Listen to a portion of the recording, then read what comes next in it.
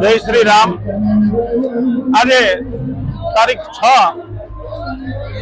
અને રવિવાર એટલે રામ જન્મ ભગવાનનો જન્મ દિવસ અને આ જન્મ દિવસ એ હરિઓમ ચેરિટેબલ ટ્રસ્ટ દ્વારા જૂનાગઢની અંદર છેલ્લા 40 વર્ષથી ભવ્ય રીતે ઉજવવામાં આવે છે।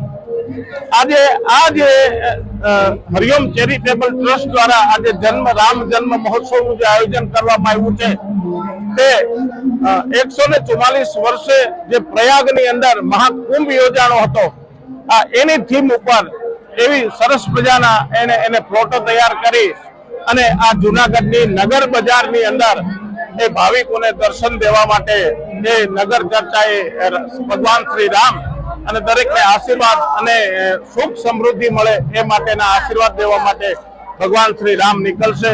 તો આજે હૈયું દળાય એટલી પબ્લિક જે છે એ અત્યારે આ જૂનાગઢના એ રોડ રસ્તા ઉપર ઉમટી પડ્યા છે અને ભગવાન શ્રી રામના દર્શન કરવા માટે।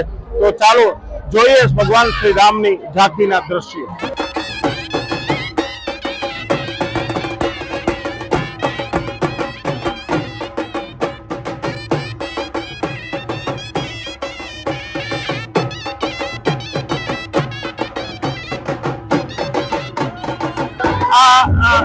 જે ભગવાન શ્રી રામની જે શોભાયાત્રા નીકળવાની છે એમાં એ રસ્તા ઉપર ભાવિકોએ પણ એ ભગવાનના દર્શન એ પ્રજાજનો પણ કરી શકે એવી સુંદર મજાની એ વ્યવસ્થા કરી છે। તો ચાલો આપણે જોઈએ કે રામના દર્શન કરીએ અને જોઈએ।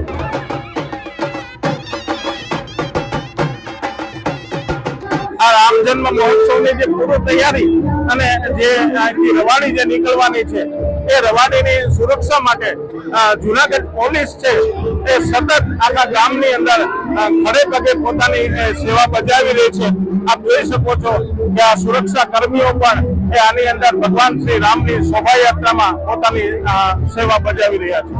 આ રામ ભક્તો માટે આ જે દર્શનાર્થીઓ જે નીકળી પડ્યા છે જૂનાગઢની અંદર રામના જે દર્શન કરવા માટે એમાં આપણી સાથે અત્યારે આ મહેન્દ્રભાઈ મસરૂ આપણા પૂર્વ ધારાસભ્ય છે અને એ સેવાકીય કાર્ય એમના દ્વારા આજે આ ચાનું વિતરણ એ જેટલા પ્રવાસ દર્શનાર્થીઓ નીકળે છે એમને રોકી અને સ્વયંસેવકો જે છે એ ચા એમને પીરસે છે। આજે રામ નવમીનો પવિત્ર તહેવાર સમગ્ર વિશ્વમાં આ તહેવાર ઉજવાઈ રહ્યો છે। જૂનાગઢમાં પણ ઉત્સાહપૂર્વક આ તહેવારની ઉજવણી થઈ રહી છે। અત્યારે શોભાયાત્રા પસાર થઈ રહી છે। શોભાયાત્રામાં પસાર થનાર આજે આપણા હજારો ભક્તજનોને અલગ અલગ સ્ટોલ ઉપરથી અલગ અલગ વસ્તુ પ્રાપ્ત થઈ શકે તે માટે જે ઠેકાણે ઉભા થયા છે। અમે જલારામ સેવા ટ્રસ્ટ દ્વારા મંદિરના પટાંગણમાં નાનો સ્ટોલ ચાલુ કર્યો છે। પૂજા મૂલ્યે ભક્તજનોને ચા મળી રહે એવા પ્રયાસો કરી રહ્યા છીએ। મોટી સંખ્યામાં લોકો લઈ રહ્યા છે, લાભ લઈ રહ્યા છે અને આ રીતે અમે ભગવાનના ચરણોમાં પ્રાર્થના કરી અને આ સત્કાર્ય કરી રહ્યા છીએ। તો મિત્રો આ હતા મહેન્દ્રભાઈ મસરૂ આપણા પૂર્વ ધારાસભ્ય અને એવો શ્રી જલારામ મિત્ર મંડળ દ્વારા આ ચાલુ અને અહીંયા ભવ્ય જલારામ મંદિર પણ બનવાનું છે એનો પણ એમનો સંકલ્પ છે। એટલે આ જલારામ યોગ મંડળ અને મહેન્દ્રભાઈ મસરૂ હંમેશા એ જૂનાગઢના કોઈ પણ સેવાકીય કાર્ય હોય તો એમાં એ પ્રથમ અગ્રેસર હોય છે। જય હો।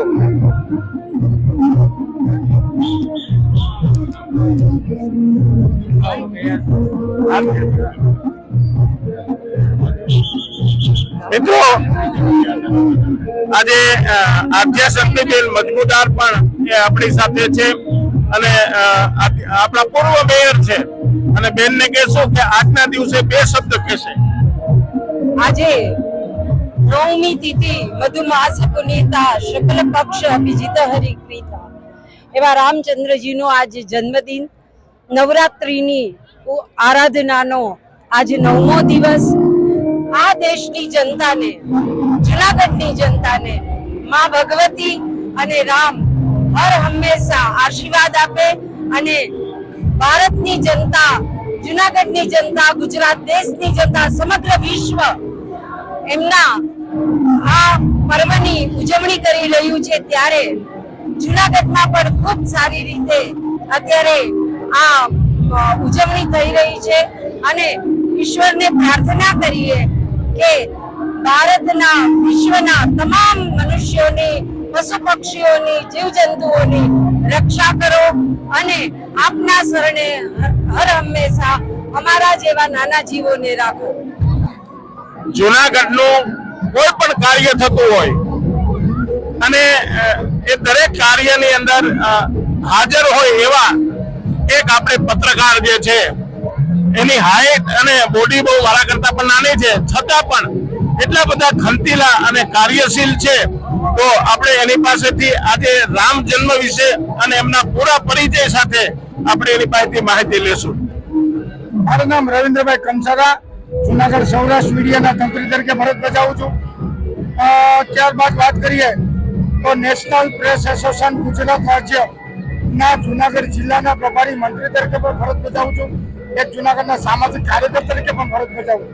મિત્રો, આ વર્ષોની પરંપરા રહી છે કે રામ જન્મ મહોત્સવ એટલે ભગવાન શ્રી રામનો જન્મ મહોત્સવ હોય છે.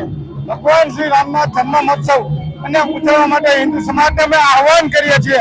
એ શોભાયાત્રા દર વર્ષે નીકળે છે. એમાં મોટી અને વિશાળ સંખ્યામાં લોકો હજી જોડાય. આ સંખ્યા ઓછી કહેવાય છે. લોકો ઘરે બહાર આવી અને જેમ હિન્દુ સમાજ જેમ બહાર નીકળે છે એમ હિન્દુ સમાજનું મહત્વતા વધે છે. અને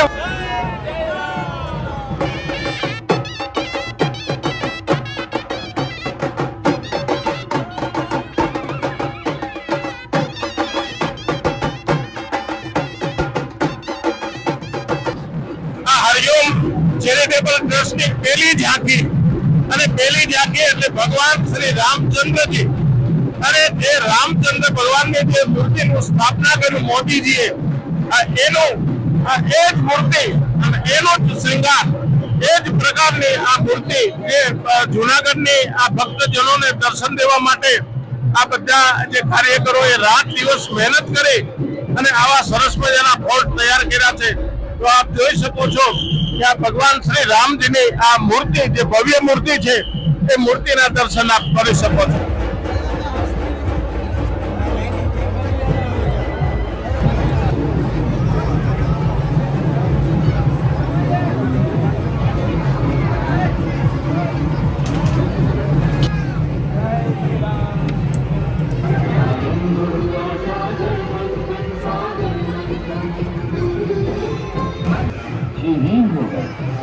अब वो भगवान श्री हरि के पास है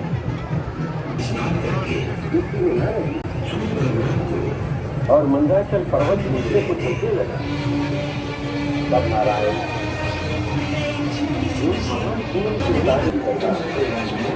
कभी को तब धारण करना पड़ा तो समुद्र की गर्भ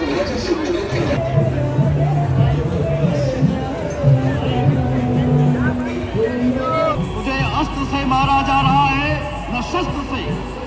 तुझे नरसिंह भगवान अपने नखों से मार रहे हैं.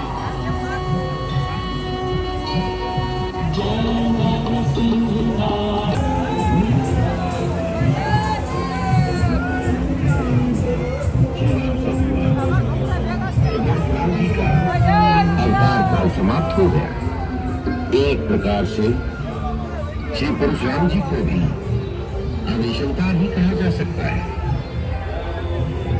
उन्होंने 21 बार इस धरती को क्षत्रियों से विलीन कर दिया था. परंतु जब उनके दरबार में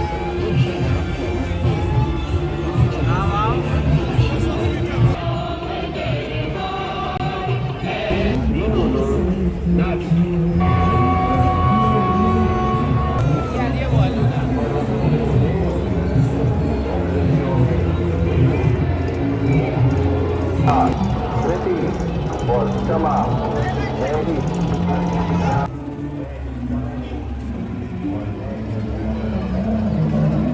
अज्ञान है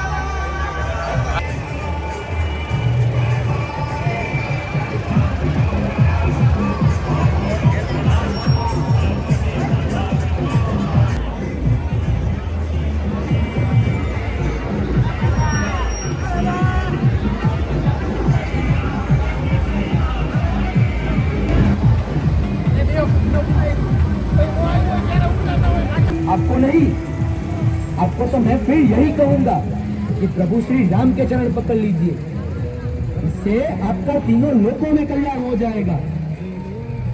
जाइए दशानन, जाइए अपने सिंहासन पर विराजिए और मेरे प्रस्ताव पर विचार विमर्श कीजिए।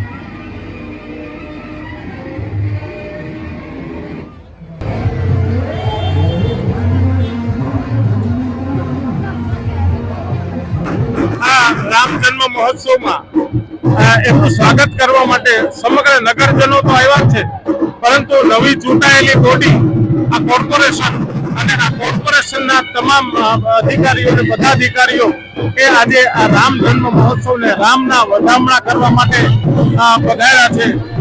તો આપણે આ પલ્લવીબેનને આ બધાને એને કહેશો કે આ બાબતે આપ શું કહેવા માંગો છો?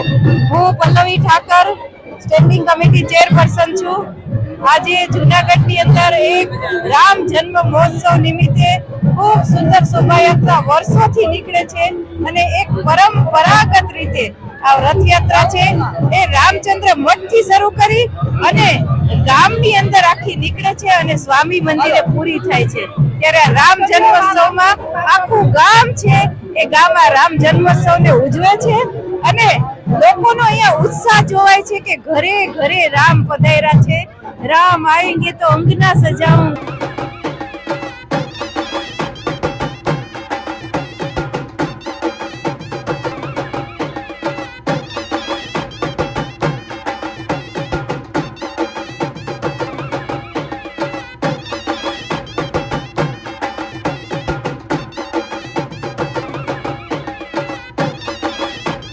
આ રામ મહોત્સવના આજે વધામણા કરવા માટે કોર્પોરેશનની સમગ્ર ટીમ જે આવેલી હતી, તો યોગીભાઈ પઢિયારને આપણે વિનંતી કરીએ કે આજનો જે માહોલ જે છે, આ જુનાગઢ જે છે એ રામમય બન્યું છે, તો એ માટે બે શબ્દો પઢિયારભાઈ કહેશે. જય જય શ્રી રામ. આપ સૌ આ મીડિયાના માધ્યમથી નિહાળી રહ્યા છો એમ આખું જુનાણું આજે રામમય બન્યું છે. શહેરના જે રાજમાર્ગો ઉપરથી પૂર્ણ પુરુષોત્તમ ભગવાન શ્રી રામચંદ્રજીની શોભાયાત્રા નીકળી છે, એમને નિહાળવા માટે થઈને સૌ નગરજનો આતુરતાપૂર્વક કલાકોથી એમના દર્શનની રાહ જોઈને બેઠા છે. અને હરિઓમ ગ્રુપ આયોજિત આ શોભાયાત્રા ભવ્યથી ભવ્ય રીતે દર વર્ષે યોજાય છે અને દર વર્ષે એમાં સતત નવીનીકરણ થાય છે. આપણે સૌ જુનાગઢ વાસીઓએ જોઈએ છીએ કે રામ જન્મભૂમિના આંદોલન પછીથી ક્રમે આપણો પણ માહોલ સતત વધતો જાય છે. આજે આ સમગ્ર એમજી રોડ અને ખાડવા ચોક વિસ્તારમાં હૈયું દડા એ પગ મૂકવાની પણ જગ્યા નથી. એટલા લાખો લોકો જ્યારે રામચંદ્ર ભગવાનના દર્શન કરવા ઉમટી પડ્યા છે, ત્યારે જુનાગઢ મહાનગરની ટીમ અને સૌ કાર્યકર્તાઓ દ્વારા પણ ભગવાન શ્રી રામચંદ્રજીના પુષ્પવૃષ્ટિથી વધામણા કર્યા છે. જય જય શ્રી રામ. જય જય શ્રી રામ.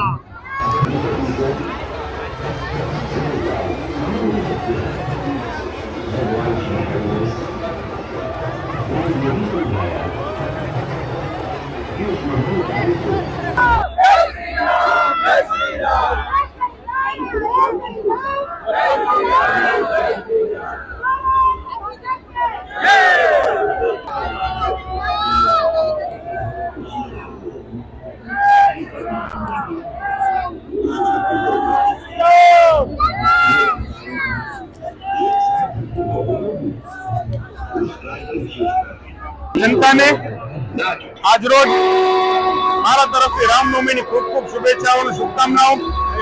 આજે આખું જુનાગઢ જાણે રામમય બની ગયું છે.